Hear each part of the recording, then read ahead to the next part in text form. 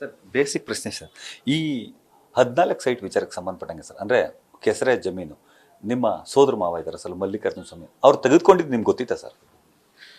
ಅವರು 2004 2005 ತೊಗೊಂಡಿದ್ದಾರೆ.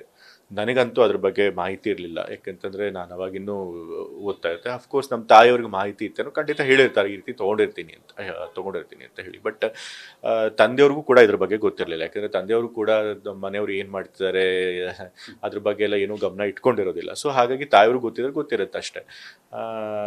ಅದಾದಮೇಲೆ ಮತ್ತೆ 2010 ಅಥವಾ ಏನೋ ಇರಬೇಕು, 10-11 ಅದನ್ನು ಗಿಫ್ಟ್ ಡೀಡ್ ಮೂಲಕ ತಾಯಿಯವರು ಕೊಟ್ಟಿದ್ದಾರೆ. ಅದು ಯಾತಕ್ಕೆ ಅಂತಂತಂದರೆ ತಂದೆಯವ್ರು ತೀರ್ಕೊಂಡ ಮೇಲೆ, ನಮ್ಮ ತಾಯಿಯವರ ತಂದೆಯವ್ರು ತೀರ್ಕೊಂಡ ಮೇಲೆ ನಮ್ಮ ತಾಯಿಯವರ ತಾಯಿ ಇದ್ರು, ಅವರು ಸಮಯದಲ್ಲೇ ನಮ್ಮ ತಾತ ಏನು ಆಸ್ತಿ ಮಾಡಿದ್ರು ಅಂತ ನಮ್ಮ ತಾಯಿಯವರ ತಂದೆ ಅದನ್ನ 2 ಮಕ್ಕಳಿಗೆ, ಗಂಡು ಮಕ್ಕಳಿಗೆ ಬರೆದು ಕೊಟ್ಟು ತಾಯಿಯವ್ರಿಗೇನು ಕೊಟ್ಟಿಲ್ಲ. ಹಾಗಾಗಿ ಇದನ್ನ ಕೊಡಬೇಕು ಅಂತೇಳಿ ನಮ್ಮ ಅಜ್ಜಿಯವರ ಆಸೆ ಆಗಿತ್ತು. ಅದ್ರ ಪ್ರಕಾರ ಅವರು ಬರೆದು ಕೊಟ್ರು.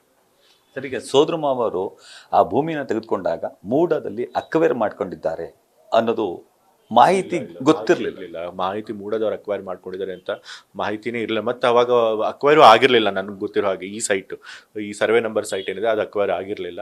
ಇವ್ರು ಖರೀದಿ ಮಾಡ್ಕೊಂಡ ಮೇಲೆ ಅದು ಅಕ್ವೈರ್ ಆಗಿದೆ ಅಂತ ಅದು ಗೊತ್ತಾಗಿದ್ದು ನಮ್ಗೆ ಯಾವಾಗಲೂ 2014 ಅದು ಗೊತ್ತಾದ ಮೇಲೆ ಅವರು ನಮ್ಮ ಜಮೀನನ್ನು ನೀವು ಅಕ್ವೈರ್ ಮಾಡ್ಕೊಂಡಿದ್ದೀರಿ, ಅದು ಅನಧಿಕೃತವಾಗಿ ಅಕ್ವೈರ್ ಮಾಡ್ಕೊಂಡಿದ್ದೀರಿ ಅಂತ, ಹಾಗಾಗಿ ನಮಗೆ ಬದಲಿ ಜಮೀನು ಕೊಡಬೇಕು ಅಂತ ಹೇಳಿ ನಾವು ಕೇಳ್ಕೊಂಡಿದ್ವಿ. ಸರ್, ಈಗ ದಾನ ತಗೊಂಡ್ರಲ್ಲ ಸರ್ ಅಮ್ಮ, ಆಗ ಆ ವಿಚಾರ ಗೊತ್ತಿತ್ತು ಸರ್ ತಂದೆಯವ್ರಿಗೆ ಮತ್ತೆ ನಿಮ್ಗೆ?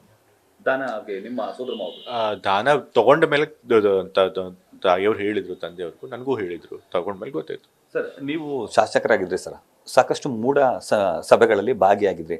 ಆ ಸಂದರ್ಭದಲ್ಲಿ ಈ ವಿಚಾರ ಏನಾದರೂ ಮೂಢ ಸಭೆಯಲ್ಲಿ ಪ್ರಸ್ತಾಪ ಆಗಿತ್ತು ಸರ್? ನಾನು ಶಾಸಕ ಆಗಿದ್ದು 2018 2018ರಿಂದ 2023 ತನಕ ಶಾಸಕನಾಗಿದ್ದೆ. ಆ ಸಮಯದಲ್ಲಿ ಸ್ಪೆಸಿಫಿಕ್ ಆಗಿ ಈ ಕೇಸು ಬಂದಿರಲಿಲ್ಲ. ಬದಲಾಗಿ ಜನರಲ್ ಆಗಿ ಒಂದ್ಸರಿ ಬಂದಿತ್ತು ಸ್ಪೆಸಿಫಿಕ್ ಕೇಸಿ, ಬಟ್ ಅವಾಗ ಮುಂದೂಡ್ಬಿಟ್ಟಿದ್ರು. ಯಾಕಂದರೆ ನಾನು ಕೂಡ ಇದ್ರಿಂದ ಬಹುಶಃ ಅವರೇ ಕಾನ್ಫ್ಲಿಕ್ಟ್ ಆಫ್ ಇಂಟ್ರೆಸ್ಟ್ ಇರ್ಬೋದು ಅಂದ್ಕೊಂಡು ಅದನ್ನು ಮುಂದೂಡ್ಬಿಟ್ಟಿದ್ರು. ಅದ್ರ ಚರ್ಚೆ ಆಗಿರಲಿಲ್ಲ. ಬಟ್ ಜನರಲ್ ಆಗಿ ಯಾರ್ಯಾರು ಈ ರೀತಿ ಜಮೀನು ಕಳ್ಕೊಂಡಿದ್ದಾರೆ ಅವ್ರಿಗೆ 50-50 ಸೈಟ್ಗಳನ್ನು ಕೊಡಬೇಕು ಅಂತ ಹೇಳಿ ಒಂದು ತೀರ್ಮಾನ ಆಗಿತ್ತು. ಆ ಸಭೆನಲ್ಲಿ ನಾನಿದ್ದೆ.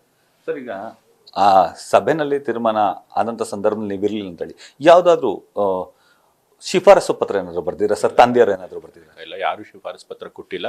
ತಾಯಿಯವರು ಮನವಿ ಪತ್ರ ಕೊಟ್ಟಿದ್ರು, ನಮಗೆ ಬದಲಿ ಜಮೀನು ಕೊಡಬೇಕು ಅಂತೇಳಿ. ಆ ಕಡೆ ಕೊಡಿನೂ ಕೂಡ ಕೇಳಿರಲಿಲ್ಲ. ನಮಗೆ ಬದಲಿ ಜಮೀನು ಬರಬೇಕು, ಅದನ್ನು ಕೊಡಿ ಅಂತ ಕೇಳಿದ್ರು ಅಷ್ಟೇ. ಸರ್, ವಿಪಕ್ಷ ನಾಯಕರ ಆರೋಪ ಅದೇ ಸರ್, ಯಾಕೆ ಅವ್ರ ಮಗಂಗೆ ಗೊತ್ತಿರಲಿಲ್ವಾ ಅದು, ಅಥವಾ ತಂದೆಯವ್ರಿಗೆ ಗೊತ್ತಿರಲಿಲ್ವಾ ಅಂತ ಹೇಳಿ ಪ್ರಶ್ನೆ ಮಾಡ್ತಾರೆ ಸರ್. ಅಂದರೆ ಜಮೀನು 14 ಸೈಟ್ನ ಕೇಳಿರೋದು ಅಥವಾ ನಿಮ್ಮ ಹೆಸರಿಗೆ ಸಿಕ್ಕಿರೋದು ಆ ಥರದ.